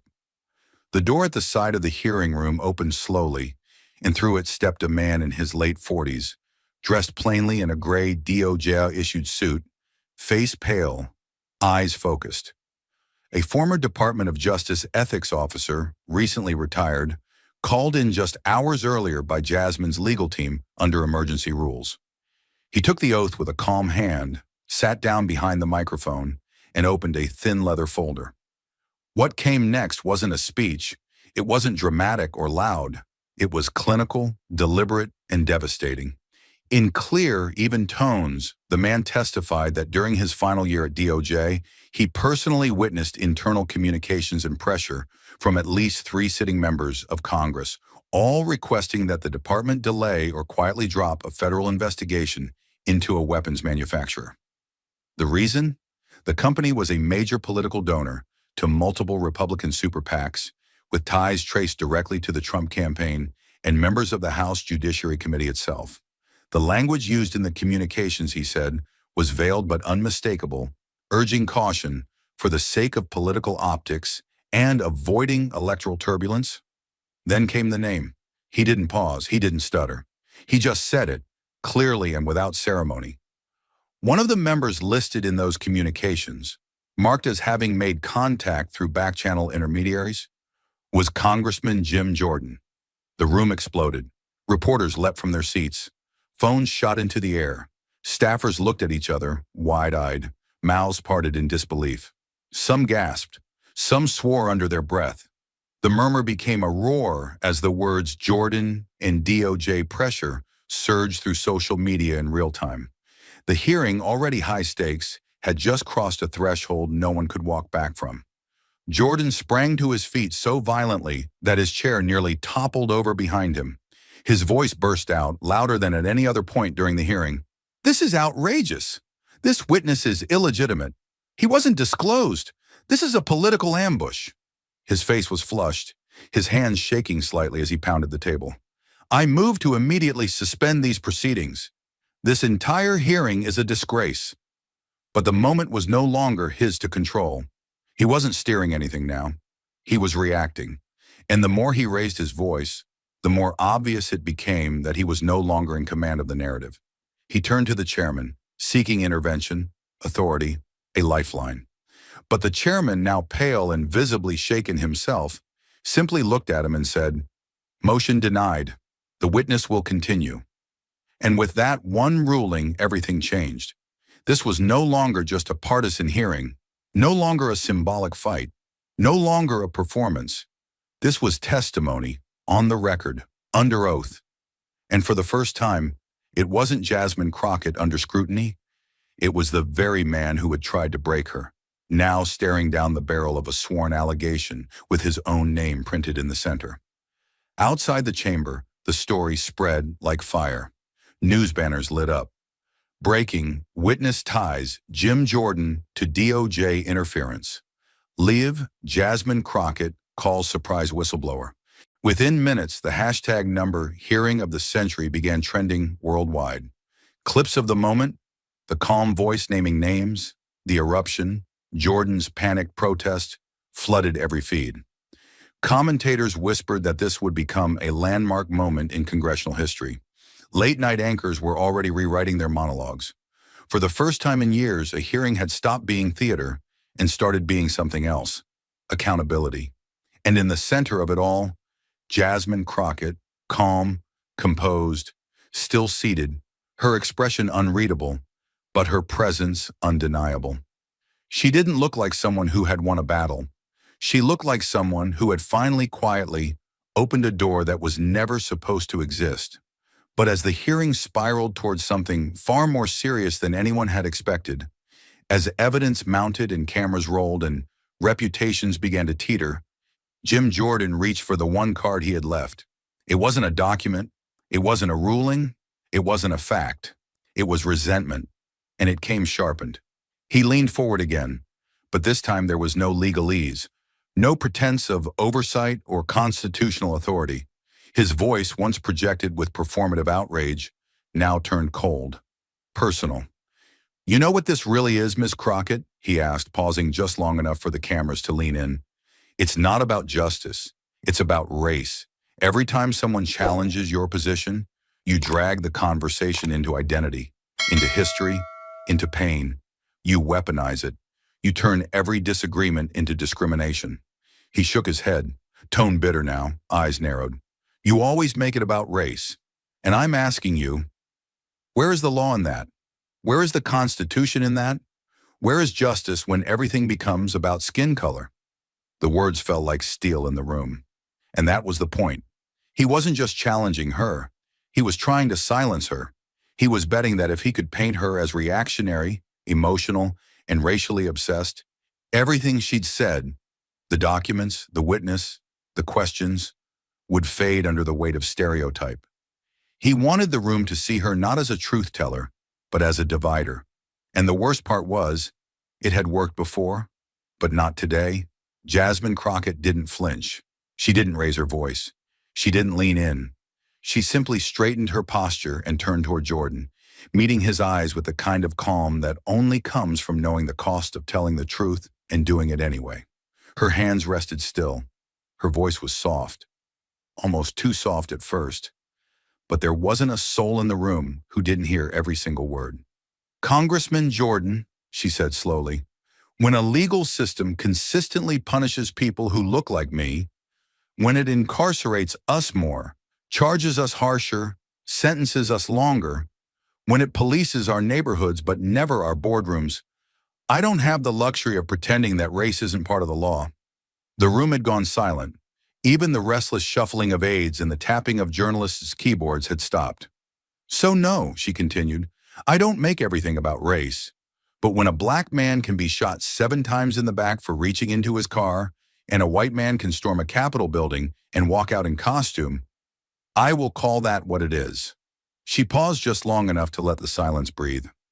And when justice is blind only when it's convenient, when it sees through me, but never sees for me, then I don't just have the right to speak about it, I have the duty. Every syllable was sharp, every line unshaken. She wasn't angry. She wasn't even emotional. She was undeniably clear. The clarity of someone who had learned long ago that pain is not the opposite of reason, but sometimes the fuel for it. And then she delivered the line that no one would forget. Not that day. Not for years to come. I didn't bring race into this chamber, Congressman.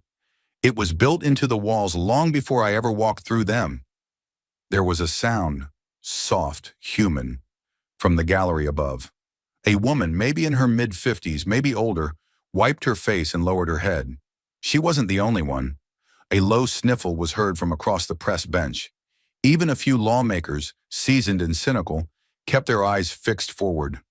Lips pressed shut, hands folded. The hearing had stopped being performance. It had become something else. Something harder. Something real. Jordan, for once, didn't respond. He couldn't. Not without making it worse. Not without confirming what the entire room now understood. He had tried to accuse her of using identity as a shield, and she had turned it into a mirror, not just for him, but for the entire system. The power dynamic had flipped entirely. The audience, both in the room and across the country, wasn't listening to him anymore. They were watching her. A woman who had walked into a hearing clearly meant to discredit her, and instead put the entire institution on trial with a sentence that cut through 240 years of polite hypocrisy. Outside the chamber, the line exploded in real time. It was built into the walls before I walked through them. It was quoted, shared, stitched into reels and montages. Civil rights attorneys reposted it. Law students printed it. One reporter tweeted, Jasmine Crockett just taught a class this Congress was never prepared to take. And back inside, Jasmine didn't bask in the moment. She didn't smile. She didn't look smug or vindicated. She simply exhaled, deeply, quietly, and returned her hands to the table. Because for her, this wasn't a performance. It was her life. And every word she had just spoken was a history lesson written in blood and paperwork. This wasn't the line that ended the hearing. It was the line that ensured the hearing would never be seen the same way again. And as the echo of her final sentence still lingered in the heavy air, it was built into the walls before I walked through them. No one dared to speak. Not the chairman, not the staff, not even Jim Jordan. It was the silence that comes when everyone knows a line has been crossed that cannot be walked back. And yet the one who crossed it didn't flinch. She held the room, not by force, but by truth. And somehow, she wasn't done. Jasmine sat still for a long moment, as if deciding whether the room deserved one more truth. And then slowly she leaned forward again. Not for herself, but for everyone watching who had ever been shut out of rooms like this. Her voice didn't rise. It didn't crack. It was firm, controlled. But beneath the calm was something unshakable. Conviction forged in injustice. Let me leave you with this, she said, her tone crystal clear. America doesn't need more politicians. It doesn't need more podium pounders, more headline hunters, or more people chasing sound bites. She glanced once toward Jordan, who now stared blankly at the table in front of him, lips pressed tight. What we need, what the law needs, is people who understand it, people who have lived under it, not just preached it, people who know what it's like to be punished by it unfairly and still choose to respect it. There was no pretense in her voice, no performance, just a woman telling the truth in the one place that never wanted to hear it. We don't need more lawmakers. We need people who live the law. The sentence landed like a verdict. No one responded, not even Jordan, because in that moment, there was nothing left to say. He had come in with a strategy, a narrative, a stage, and Jasmine had torn it apart without ever raising her voice.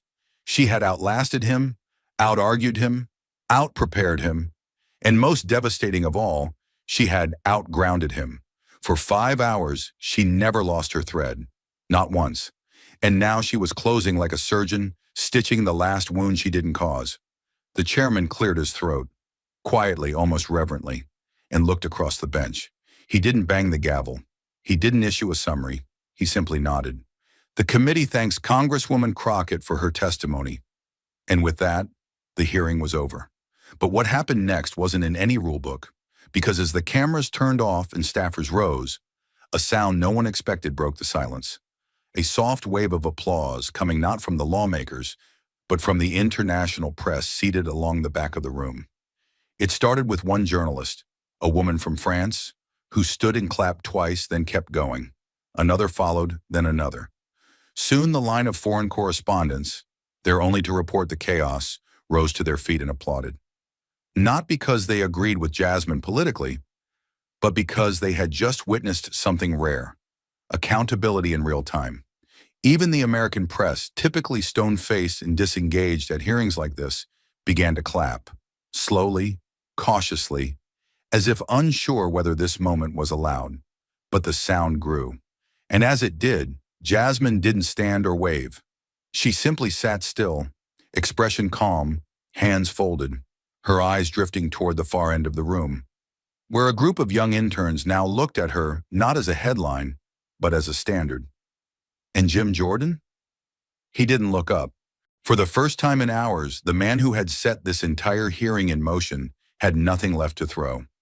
His stack of notes lay untouched. His closing statement, written in bold marker, was never read. He stood silently, gathered his folders, and walked out through a side door. No exit line, no dramatic spin. Just silence, the same kind he had once tried to force on her. Outside the Capitol, the world was already reacting. News outlets ran banners that read, "Crockett silences judiciary with 5-hour tour de force. Jordan cornered by leaked testimony and legal precision. A hearing meant to humiliate ends in historic reckoning." Clips of her final words spread like wildfire. One video, set to piano music, showed her saying, "We don't need more lawmakers. We need people who live the law." Another had already gone viral, the one where she simply said, "I didn't bring race into this room." It was already built into the walls. But no clip could truly capture what had just happened inside room 2141. Because it wasn't just a policy debate or a partisan clash. It was a woman, a civil rights attorney turned congresswoman, who walked into a room designed to crush her and instead rewrote the story from the inside out. This wasn't just a win, it was a turning point. The kind history doesn't predict, but never forgets. And even as the echoes of applause still floated across the marbled halls of room 2141, a familiar wind began to rise. Cold, bitter, and immediate. The backlash wasn't late, it was waiting. Within hours of the hearing's close, conservative lawmakers and media operatives hit the airwaves in coordinated waves. Press releases were issued with language that felt pre-written. This was not justice, this was a show. An embarrassment to the dignity of congressional oversight. A 5-hour filibuster dressed in identity politics. They didn't argue the facts. They didn't mention the sworn testimony. They didn't dare bring up the leaked DOJ memo or the ethics witness with Jordan's name etched into it. Instead, they tried to bury the blade behind spectacle.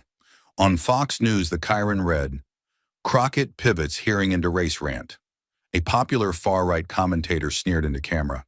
That wasn't a hearing, that was a TED Talk with better lighting. Others went even further, calling it choreographed grievance and radical grandstanding disguised as legal argument. But it didn't stick, because this time America saw it differently. Not in headlines, but in moments. Not through spin, but through clarity. And the moment Jasmine said, "I didn't bring race into this chamber. It was built into the walls before I walked through them," something shifted. Not just in the room, but in the culture. The clip, 5 minutes long, no edits, no music, no filters, went viral in ways no one expected. Within 24 hours, it was viewed over 62 million times across platforms. By the end of the week, it had reached every one of the lower 48 states and had even been subtitled into Spanish, French, Korean, and Swahili. In over 37 states, the moment was replayed in classrooms, barbershops, churches, college debate forums, law lectures, and town halls. Civics teachers rewrote their lesson plans to include her testimony. Law students clipped portions of her speech and analyzed it in live streams, pausing, rewinding, pointing out how she cited precedent with the same precision as a federal appellate judge.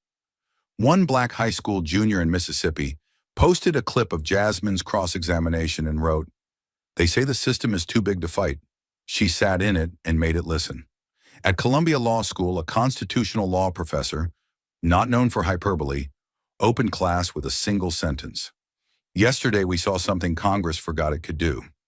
Harvard's Berkman Klein Center hosted an emergency roundtable called Living the Law, the Crockett Doctrine, a full day of discussion on the boundaries of legislative oversight and prosecutorial independence, all inspired by a speech that wasn't even prepared on paper, but lived in muscle memory, pain, and discipline.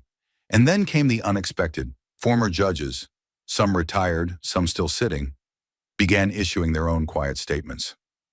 One, a Reagan appointee who had once ruled harshly on sentencing guidelines, broke his post-retirement silence to pen a guest column in The Atlantic titled, "She Spoke the Law Better Than We Ever Did." In it, he wrote, "Jasmine Crockett did not manipulate the Constitution. She defended it when others only remembered it for convenience." Another judge, this time a retired military court officer, said in a podcast, "That wasn't emotion. That was jurisprudence under fire, and she didn't miss a single step."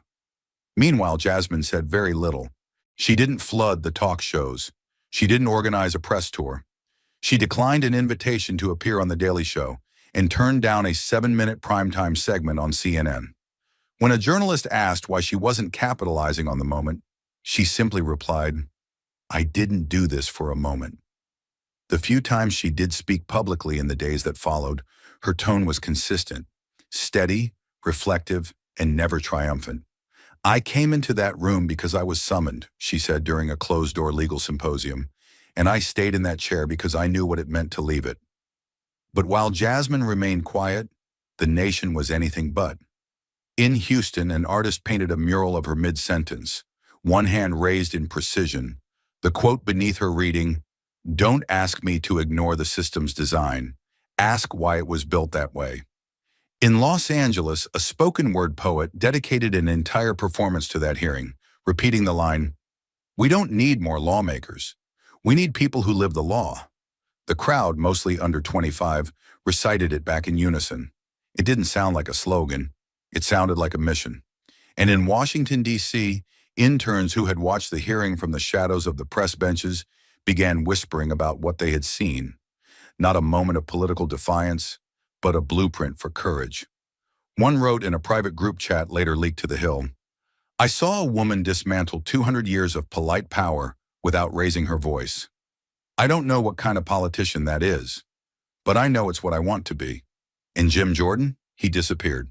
For the next 3 weeks, he refused all interviews. No press conferences, no commentary. When journalists approached him in Capitol hallways, he waved them off with gritted teeth and forced smiles. When Fox News requested a segment to clarify the narrative, his office sent a 2-line response.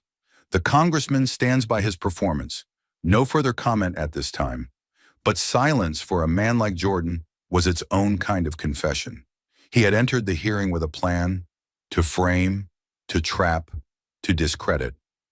He had stacked the deck, held the gavel, even controlled the seating arrangement. And yet somehow he left a ghost of the authority he walked in with. Because Jasmine Crockett hadn't just beaten his narrative, she made it irrelevant. She didn't rage. She didn't flinch. She held the law in her hands like a scalpel and carved the truth out of the noise. And what scared them most wasn't that she won. It was that she didn't even have to break a sweat to do it. She just showed up, sat down, and spoke. And the country? It listened. The echo of marble hallways faded behind her as Jasmine Crockett stepped into her office. Alone. No cameras now. No audience. Just the familiar click of the door closing behind her and the soft hum of silence pressing in from all sides. Outside, the Capitol was still buzzing. News vans lined Constitution Avenue like vultures circling headlines not yet written. On television, clips of her testimony still rolled on loop, dissected frame by panels of analysts, pundits, and scholars. People were calling it the hearing of the decade, some the century.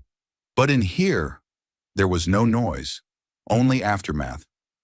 She dropped her binder onto the desk, the weight of it thudding onto polished wood like a closing gavel. Her blazer hung heavy on her shoulders as if it had absorbed every question, every accusation, every stare from across that table.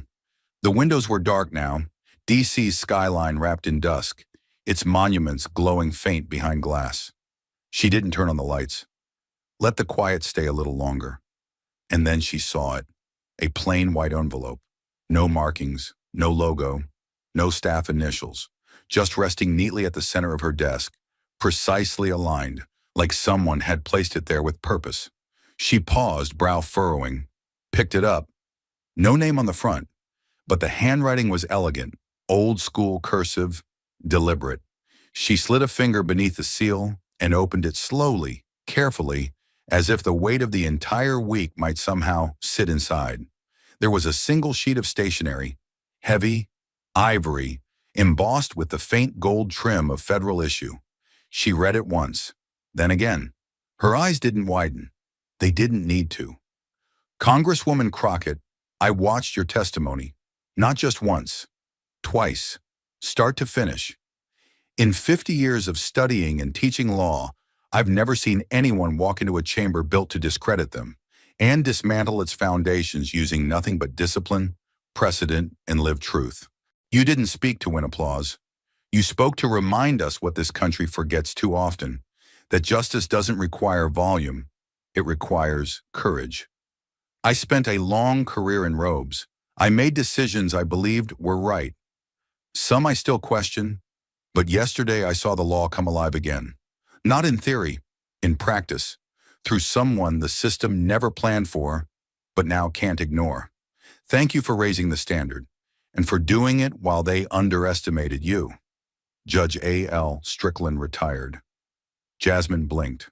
A name she hadn't heard in years, Judge Strickland, a Reagan-era appointee. She had appeared before him once, long ago, when she was a young civil rights attorney fresh out of school. It hadn't gone well. He had ruled against her motion to protect a low-income tenant group from eviction by a politically connected developer. She remembered standing in that cold courtroom thinking, they don't even see us. And now, this. She sat down slowly, folded the letter once, then again, and slid it into the side of her worn legal journal, right between a handwritten quote from Thurgood Marshall and an old Polaroid of her law school study group. She didn't need to post it. She didn't need to call a reporter. She didn't need the world to know, because she knew what this meant. Strickland wasn't offering a compliment. He was offering something rare in Washington, an admission that the system he helped uphold was shifting, and that it was Jasmine, not the men in suits, not the strategists, not the pundits, who had forced it to. She leaned back in her chair, closed her eyes for a moment. The echo of the chamber was still there. Jordan's voice rising, the gallery erupting, that moment of dead silence after she had said, we don't need more lawmakers. We need people who live the law. For once, she let herself feel the exhaustion. Not defeat, not fear, just the weight that comes after carrying truth through fire without letting it burn you. Outside, traffic passed beneath the Capitol's floodlights. Inside, Jasmine Crockett sat alone, letter in hand, and realized something she'd never let herself say out loud before. This wasn't about proving she belonged. It was about showing them that she never needed their permission. The sun hadn't fully risen yet. The city was still wrapped in a pale blue hush, the kind of early silence that made even Washington, D.C. feel honest. The Capitol dome stood against the sky like a sentinel, glowing faint with dawn. And inside its winding, marble-lined corridors, Jasmine Crockett walked alone, coat draped over her arm, phone silent, and mind still writing the edges of everything that had unfolded in the last 48 hours. The hearing had ended, but the reckoning hadn't. Outside, the narrative machine kept spinning. On one end, praise, adoration, commentary calling her performance surgical, historic, constitutionally precise. On the other, dismissal, smear jobs, desperate anchors spinning 5 hours of legislative dominance into race-based grandstanding. She ignored it all because she hadn't spoken for applause. She hadn't spoken for headlines. She had spoken to survive, and more importantly, to make space for someone who hadn't yet arrived. Her footsteps echoed softly through the empty hallway of the Rayburn building. Each step carried the weight of the chamber, the weight of that white envelope still resting in her journal, and the weight of all the women who had once stood at the edges of rooms like that and been told they were too loud, too angry, too much. She reached the long corridor outside her office. Dim overhead lights cast a soft golden sheen across the polished floor. The portraits lining the walls stared down. Faces of men who once held her seat, all carved into the history of power. Not a single one looked like her, and yet their eyes seemed to follow her steps, like ghosts of the old world watching the new one pass. Then she heard it. A voice, small, nervous, unsteady. "Congresswoman Crockett?" She stopped. A young woman stood near the far end of the hall, almost hidden in the narrow recess between two large potted plants. She looked no older than 20, brown skin, deep-set eyes full of urgency and uncertainty. Her Hill intern badge hung slightly crooked on her blazer, which looked a size too large, as if borrowed from someone else or found last minute for professional dress. A worn backpack hung off one shoulder. A notepad was clutched in both hands like a shield. Jasmine turned to her fully. "Yes? Sorry, I wasn't trying to stop you. I didn't think I'd get another chance." She stepped forward awkwardly, her voice shaking but her feet determined. "I'm Imani. I'm interning through the CBC Fellowship Program this semester. I go to Prairie View A&M, first in my family to get this far. Honestly, I didn't even think I belonged in a place like this." Jasmine said nothing. She could feel where this was going, and she knew better than to interrupt a moment that wasn't about her, but about someone trying to name their fear in the belly of the very system that taught them to stay small. "I've watched Congress for years," Imani continued, "and I always thought, to make it here, you had to either sound like them, look like them, or hide what made you different. Like this place would only respect you if you played the part." She glanced at the notepad in her hands, then laughed nervously. "But then I watched your hearing. All of it. 3 times, actually." Jasmine raised an eyebrow. "3?" Imani blushed. "You kept saying things I'd never heard in a hearing, things I've felt my whole life but didn't know how to say. Like when you said, 'I didn't bring race into the chamber. It was built into the walls.'" She flipped her notepad open. The quote was written there, underlined twice, highlighted, encircled in ink. "My dad called me crying after he heard it," Imani said, her voice cracking slightly.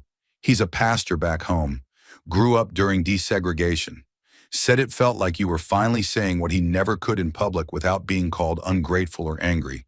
And my mom, she said she'd never seen someone sit in a room full of power like that and make it shake just by staying still." There was a pause. The air between them felt fragile, like a thread stretched tight across decades of silence. "I didn't think I could do this," Imani admitted. "Not politics, not law, not DC. I thought I had to shrink myself to fit through the door. But when I watched you, Congresswoman, I saw someone who didn't shrink.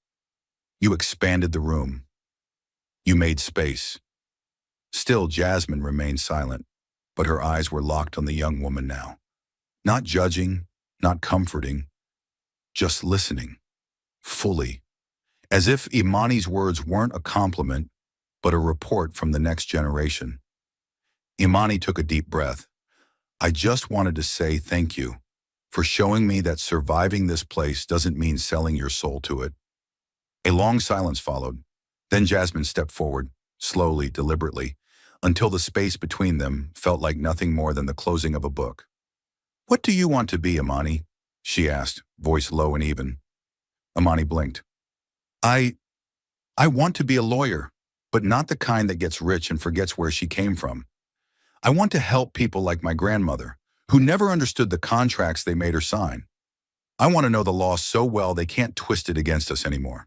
Jasmine nodded, not with approval, with recognition. "Then you're not just here to intern. You're here to remember." "Remember what?" Imani asked. Jasmine leaned in just slightly. Her voice was steady. "That this building wasn't built for us. But that doesn't mean we don't belong here. It means we rewrite what belonging looks like, with every word, every breath, every seat we refuse to give up." Imani didn't speak. Her lips pressed together, her eyes shimmering with something heavier than pride. She opened her mouth to say something. Maybe thank you. Maybe I needed this. But nothing came out. And she didn't need to say it, because Jasmine saw it all in her face. The fear, the fire, the future. Then as Jasmine turned to go, Imani whispered one last thing. Not loud, not performative, just soft enough that it hovered in the space like incense after prayer. "You didn't just speak for yourself, you spoke for all of us still waiting to be heard." Jasmine paused at the edge of the hallway. She didn't turn around. She just let the silence wrap around those words and carry them with her.